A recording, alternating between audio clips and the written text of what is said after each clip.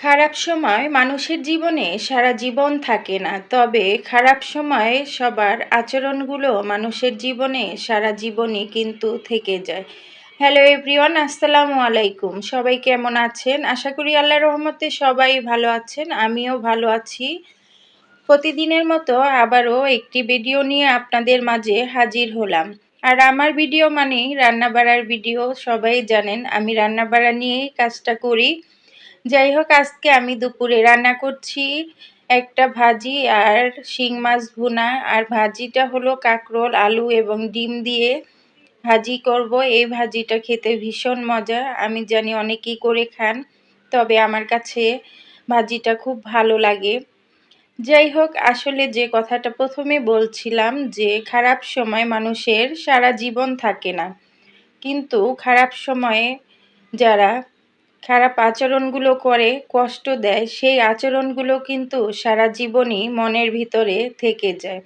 তাই মানুষের খারাপ সময়ে কখনো মানুষকে কষ্ট দিবেন না, পারলে সহযোগিতা করবেন, না পারলে মানুষের মনে আঘাত দিবেন না। কারণ এই খারাপ সময়ে তার জীবন থেকে অনেক কিছু হারিয়ে যায়, অনেক কিছুই তার ভোগ করতে হয়, অনেক কষ্ট সহ্য করতে হয়। নতুন করে যদি আপনারা আবার কষ্ট দেন, আবার খারাপ পরিস্থিতি তৈরি করেন, সেই কষ্ট কিন্তু একটা মানুষ কখনোই ভুলতে পারে না। এটা সবার ক্ষেত্রেই। মানুষ যখন খারাপ পরিস্থিতিতে পড়ে যায়, তখন সে মানুষটা এতটাই অসহায় হয়ে যায় যে সে যে কোনো কিছু আঁকড়ে ধরে বাঁচতে চায়, বা হয়তো কারো কাছে একটু খারাপ পরিস্থিতি বা তার কষ্টের কথাগুলো নিয়ে কথা বলতে পারলে হয়তো তার মনটা হালকা হয়।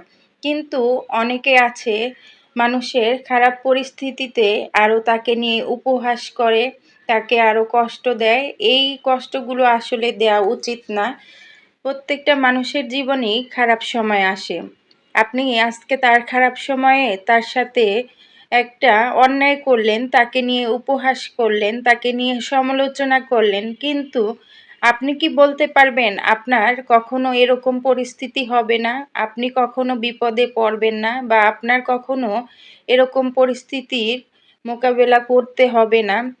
আসলে আল্লাহ মানুষকে কখন কোন পরিস্থিতিতে ফেলায় কেউ বলতে পারে না। কত বিপদ, কত আপদ মানুষকে আল্লাহ দেয়।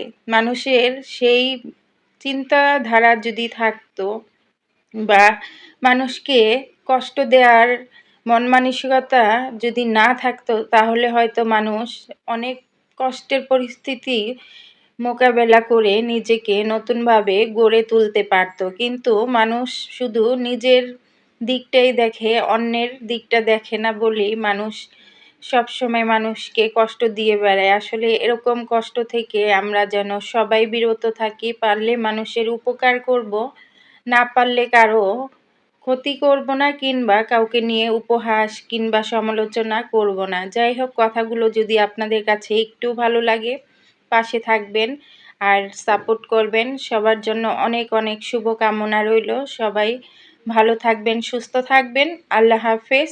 আসসালামু আলাইকুম।